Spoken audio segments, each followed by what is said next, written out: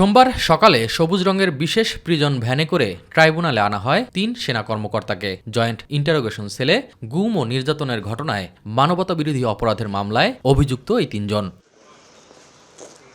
এ মামলায় সাবেক প্রধানমন্ত্রী শেখ হাসিনা এবং সাবেক ও বর্তমান ১২ জন সেনা কর্মকর্তার বিরুদ্ধে ট্রাইব্যুনাল ১-এ সূচনা বক্তব্যের মধ্য দিয়ে শুরু হয় সাক্ষ্য গ্রহণ। প্রথম দিনের সাক্ষ্য দেন গুমের শিকার হুম্মাম কাদের চৌধুরী। বিগত ১৭ বছরে গুমের নামক যে ভয়াবহ এক অন্ধকার আতঙ্কের রাজত্ব ছিল, সেই অন্ধকার রাজত্বের অবসান ঘটানোর স্বার্থে যারা এরকম নাগরিকদের ধরে নিয়ে ক্রমান্বয়ে নাই করে দিত, সেই পারপিট্রেটারদের, সেই আসামিদের বিচার বাংলাদেশে নিশ্চিত করা হচ্ছে।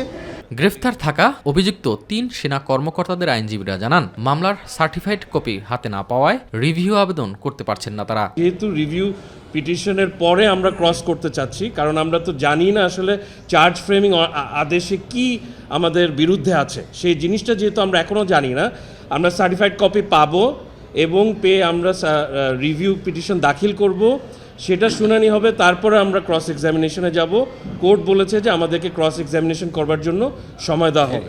একই ট্রাইব্যুনালে জুলাই গণঅভ্যুত্থানে নারায়ণগঞ্জের সংগঠিত মানবতাবিরোধী অপরাধের মামলায় সাবেক সংসদ সদস্য শামীম ওসমান ও তার ছেলে অয়নসহ ১২ জনের বিরুদ্ধে অভিযোগ আমলে নেওয়া হয়। একই সঙ্গে আসামিদের বিরুদ্ধে গ্রেপ্তারি পরোয়ানা জারি করে ২৬ জানুয়ারির মধ্যে হাজিরের নির্দেশ দেন ট্রাইব্যুনাল। নারায়ণগঞ্জের এই মামলাটি বেসিকলি ভিডিও বেসড অ্যালিগেশন।